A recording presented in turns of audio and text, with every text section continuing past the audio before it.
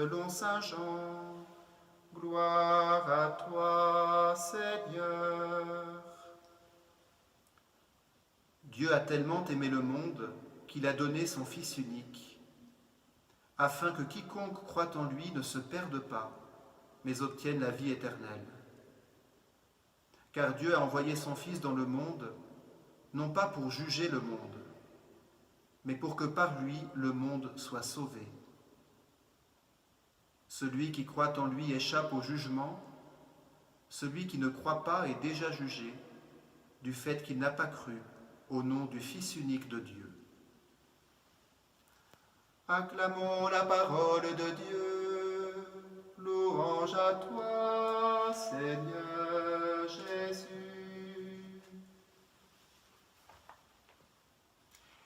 Frères et sœurs, c'est quand même très touchant, vous ne trouvez pas ?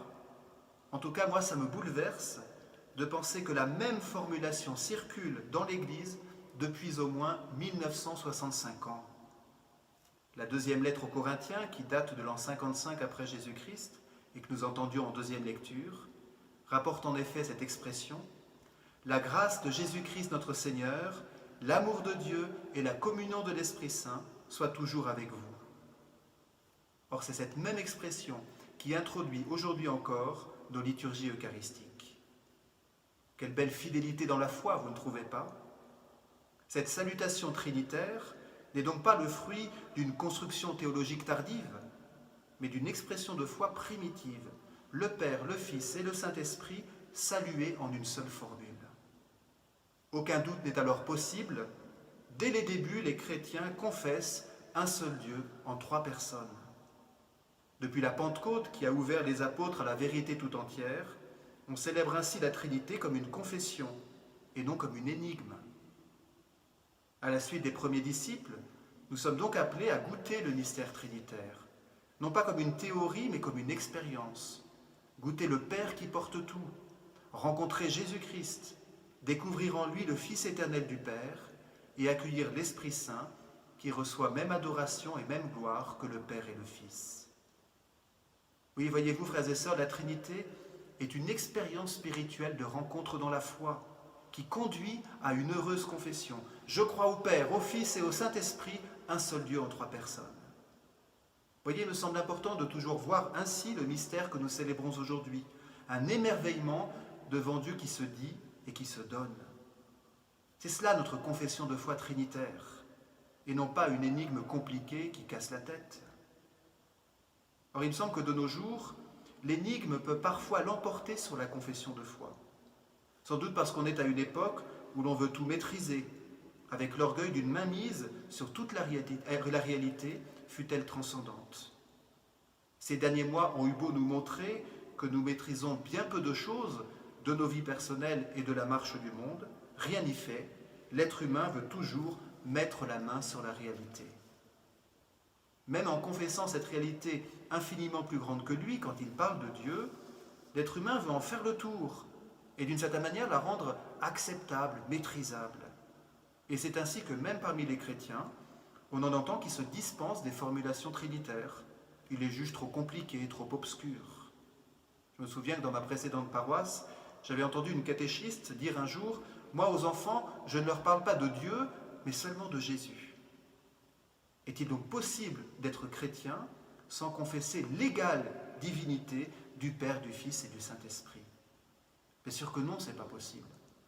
Ah, évidemment, un seul Dieu en trois personnes, cette confession ne rejoint aucune autre expérience de l'existence.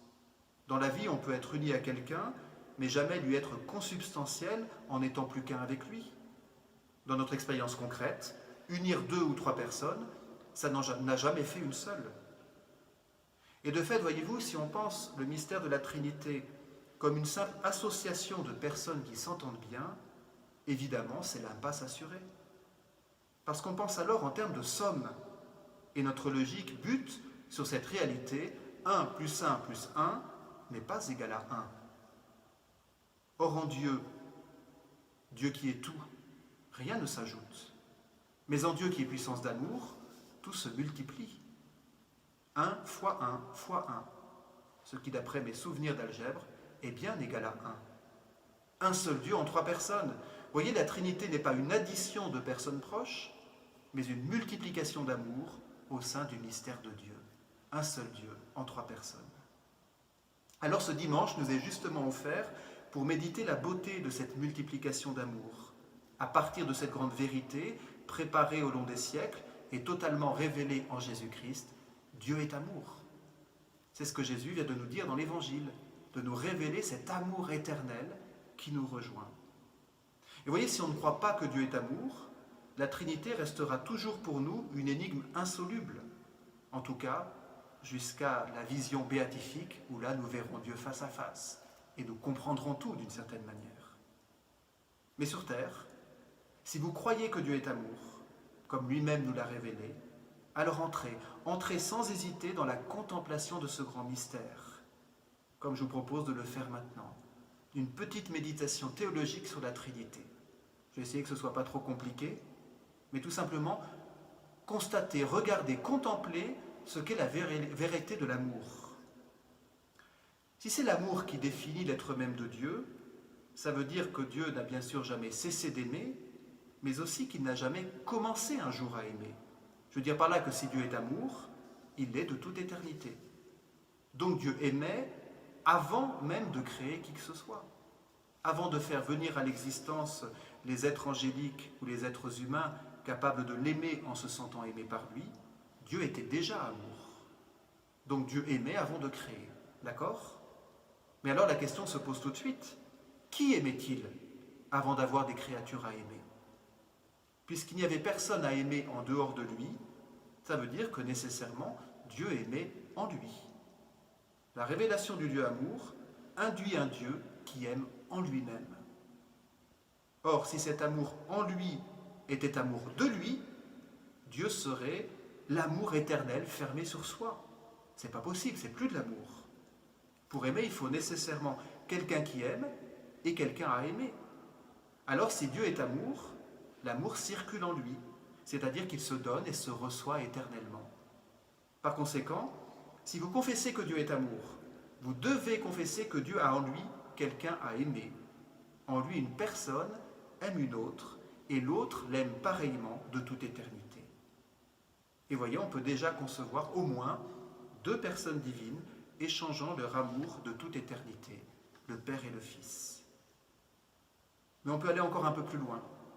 Cet amour qu'ils échangent n'est pas non plus hors d'eux-mêmes. En Dieu, le lien d'amour ne peut pas être extérieur à lui-même, puisque rien ne lui était extérieur avant la création du monde. Par conséquent, voyez-vous, le lien du Père au Fils et du Fils au Père est nécessairement autre que le Père et le Fils, tout en étant lui-même en Dieu, donc tout en étant lui-même Dieu. D'où la confession d'une 3e personne de la Sainte Trinité, qui est le lien d'amour entre les 2 autres, c'est l'Esprit Saint. Et ainsi, en confessant que Dieu est amour, nécessairement, nous confessons le mystère de la Sainte Trinité. Voilà, j'espère ne pas vous avoir trop perdu avec cette petite méditation théologique, mais j'estimais qu'elle était nécessaire pour que notre foi se nourrisse du mystère révélé. Jésus-Christ se présente comme le Fils du Père, et il a promis l'envoi de l'Esprit Saint. Il nous a révélé la Trinité comme mystère d'amour. Alors nous pouvons méditer l'intelligibilité de ce mystère. Le méditer non pour espérer en faire le tour, ce serait impossible puisque Dieu est infini, mais le méditer pour entrer toujours davantage dans sa grande circulation d'amour. C'est ça notre vie chrétienne, frères et sœurs. Et je dirais, tant qu'on ne le comprend pas, on n'est pas authentiquement chrétien. Jésus nous révèle le mystère trinitaire pour nous faire partager la vie divine. Et c'est d'ailleurs bien toujours ce que l'on veut quand on aime quelqu'un. On veut partager ce que l'on est. Et ainsi, Dieu qui nous aime veut nous faire partager son grand mouvement d'amour qui jaillit de lui de toute éternité et qui retourne à lui pour l'éternité. Nous avons été créés par et pour ce grand mouvement. Nous sommes appelés à nous y épanouir éternellement. Vous voyez, frères et sœurs, entre notre création originelle et notre épanouissement éternel auprès du Père par le Fils dans l'Esprit, nous sommes appelés dans le concret de notre vie, dans chacune des journées de la semaine qui va commencer, à vivre ce grand mouvement sans lequel nous n'existerions pas. C'est d'ailleurs la raison d'être de notre présence ici par écran interposé. Nous célébrons la messe pour nous laisser saisir par ce mystère d'intensité d'amour qui se vit au sein de la Trinité et qui nous rejoint sans cesse pour nous conduire à lui. Vous voyez, c'est là que nous trouvons tout l'élan de notre vie. C'est là que nous trouvons notre joie véritable. C'est là que nous puisons le goût de nous donner aux autres. C'est là que nous recevons notre salut éternel. C'est encore ce mouvement-là qui nous relie les uns aux autres et qui donne du sens à notre petite existence sur cette petite planète Terre. Alors voyez-vous, méditer le mystère de la Sainte Trinité, c'est vraiment se demander si l'on en vit vraiment. Je vous encourage alors à vous poser la question aujourd'hui. Ma vie de prière, tous mes choix, mes désirs, est-ce qu'ils sont saisis par ce grand mouvement d'amour trinitaire? Mes projets, mes amours, ma santé, est-ce qu'ils sont éclairés par le mystère de la Trinité? Voyez concrètement, pour que cette circulation d'amour passe sans cesse de la Sainte Trinité jusqu'à nous, il y a en fait une clé essentielle. Et une clé qui peut rejoindre tout ce que nous vivons, les moments de prière, les moments où nous gérons notre vie quotidienne, les moments où nous avons des grands élans de foi. C'est quoi cette clé essentielle? C'est de penser à prier le Père et le Fils et le Saint-Esprit. Il faut bien reconnaître que souvent nos prières sont un peu plus orientées vers l'une ou l'autre de ces trois personnes de la Trinité. On a plus une sensibilité vers le Père, on a plus un attrait vers le Fils, on a plus un goût pour le Saint-Esprit. Et bien sûr, quand on prie l'une des trois personnes de la Trinité, on les embrasse toutes les trois. Mais prendre le temps de nous tourner vers le Père, puis vers le Fils, puis vers le Saint-Esprit, voilà qui apporte une fécondité profonde, une fécondité authentique à notre vie de chrétien. Alors je vous souhaite au cours de cette semaine d'accepter de revisiter votre vie spirituelle pour y accueillir vraiment la présence et du Père, et du Fils, et du Saint-Esprit. Comme lui-même, Dieu unique et Trinité, nous accueille sans cesse en lui. La grâce de Jésus-Christ notre Seigneur, l'amour de Dieu le Père et la communion de l'Esprit Saint soient toujours avec vous. Amen.